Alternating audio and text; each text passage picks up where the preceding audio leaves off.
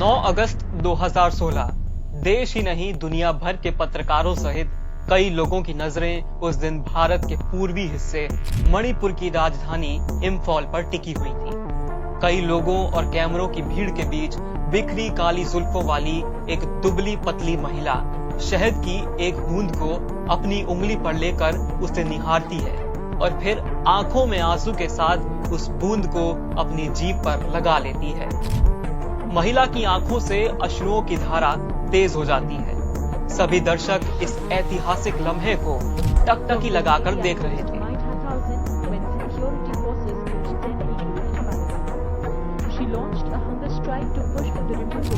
वो गवाह बन रहे थे।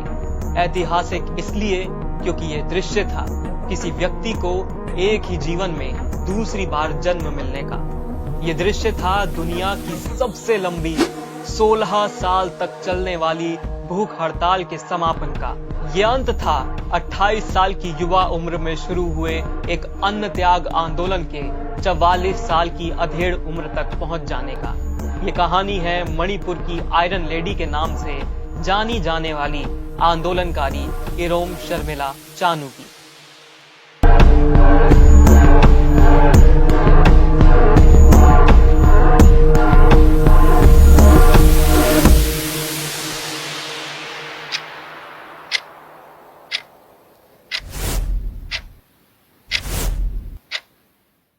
नमस्कार, मैं क्षितिज अरोड़ा।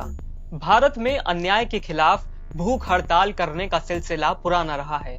फिर चाहे भारत की आजादी से पहले ब्रिटिश शासन के खिलाफ लड़ते शहीद आजम भगत सिंह हो, महात्मा गांधी जिन्होंने शांति की राह पर चलकर अपने जीवन में अलग अलग कारणों के लिए अनेकों सत्याग्रह या भूख हड़तालें की, या फिर आजादी के बाद श्री रामुलु जिन्होंने तेलुगु भाषी लोगों के लिए एक अलग राज्य की मांग की, अन्ना हजारे या फिर अभी हाल ही में लद्दाख के लोगों के साथ अनशन पर अपनी मांगों को सामने रखने वाले पर्यावरण एक्टिविस्ट सोनम वांगचुक हों। लेकिन जहां एक दिन भी भूखा रहने पर हमारे मन में खाने की सुंदर आकृतियां बनने लगती हैं, वहीं मणिपुर की इरोम शर्मिला चानू जिनके जीवन में एक प्रसंग ने उन्हें नवंबर साल 2000 से अगस्त 2016 तक अनशन पर बैठने को मजबूर कर दिया, जिसने दुनिया की सबसे लंबी भूख हड़ताल को जन्म दिया, जिसकी अवधि थी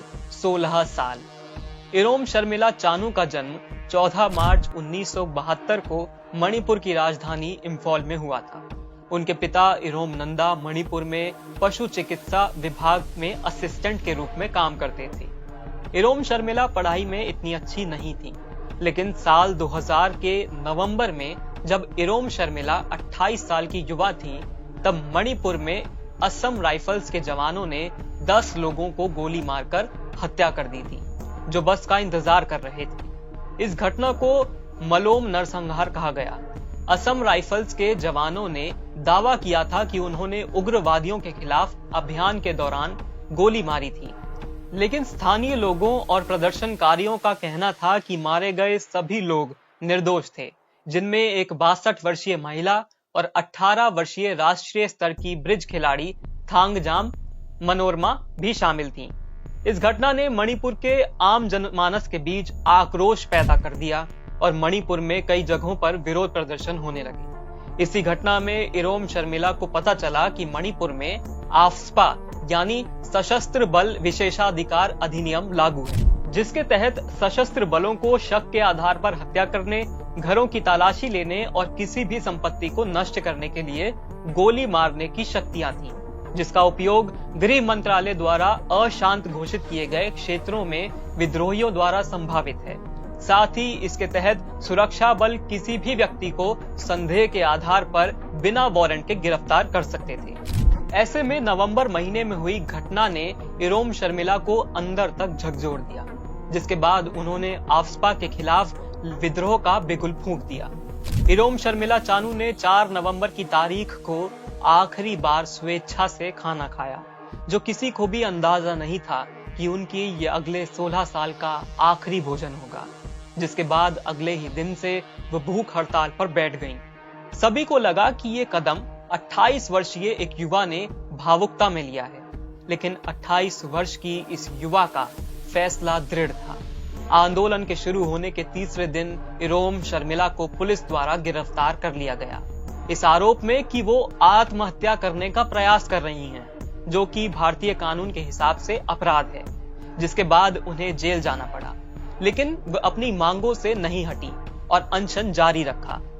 कुछ ही समय बाद उनकी नाक में जबरदस्ती एक नली डाल दी गई, जिससे उन्हें तरल रूप से खाना दिया जाता था ताकि उन्हें जीवित रखा जा सके।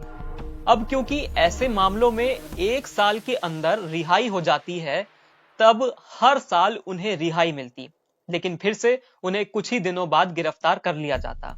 साल दर साल यही सिलसिला चलता रहा। इस दौरान उन्हें हर समय राजधानी इंफॉल के एक अस्पताल के कमरे को जेल के तौर पर इस्तेमाल किया गया।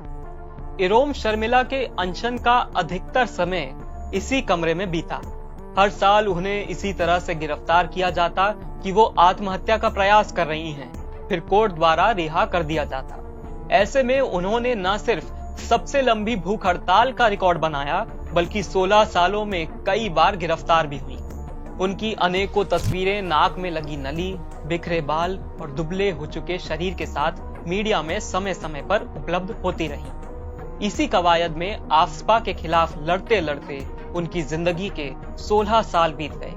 अंत में जब साल 2016 में वो आखिरी बार गिरफ्तार हुई, तब अपनी 16 साल की लड़ाई को देखते हुए उन्होंने कोर्ट में आखिरी बार कहा कि अब मैं आजाद होना चाहती हूँ। उन्होंने अपनी स्ट्रैटेजी बदल दी और फिर 9 अगस्त 2016 को ये मीडिया के सामने प्रेस कॉन्फ्रेंस में वो एक शहद की छोटी बोतल के साथ पहुंची। उसे देखकर वे मुस्कुराईं और फिर आंखों में आंसू के साथ अपनी उंगली पर शहद की एक बूंद लेकर उन्होंने अपनी जीभ पर लगाई और अपनी 16 साल के बेहद ही लंबे अनशन का अंत कर दिया। इसके बाद उन्होंने राजनीति में कदम रखने का ऐलान किया। 2017 के मणिपुर विधानसभा चुनावों में उन्होंने अपना हाथ आजमाया। वो मणिपुर की थौबल विधानसभा से ओकर राम इबोबी के खिलाफ चुनाव लड़ी, लेकिन उन्हें बेहद ही कम, सिर्फ 90 वोट मिले, जो कि हैरान करने वाला था और उनकी हार हुई। बाद में इरोम शर्मिला ने अपने एक साथी के साथ शादी की, जहां वे अब बेंगलोर में रहती। आज भी वे मणिपुर में हो रही घटनाओं पर मुखर होकर बोलती हैं। हालांकि उनका आंदोलन पूरी तरह से सफल नहीं रहा। त्रिपुरा और कुछ अन्य राज्यों में आफ्स्पा हटाया गया। साथ ही 2022 में मणिपुर में भी इसकी धाराएं हटी, लेकिन इसे पूरी तरह से सफल नहीं कहा जा सकता। इन 16 सालों के दौरान इरोम शर्मिला को मानवाधिकार संस्थाओं द्वारा कई शांति पुरस्कारों से सम्मानित किया गया।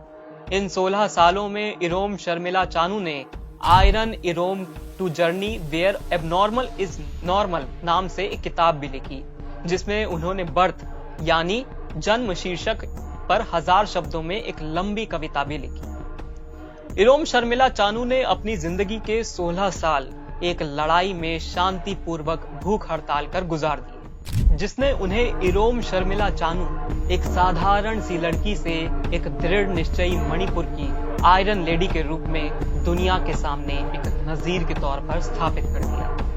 नमस्कार, मैं क्षितिज अरोड़ा।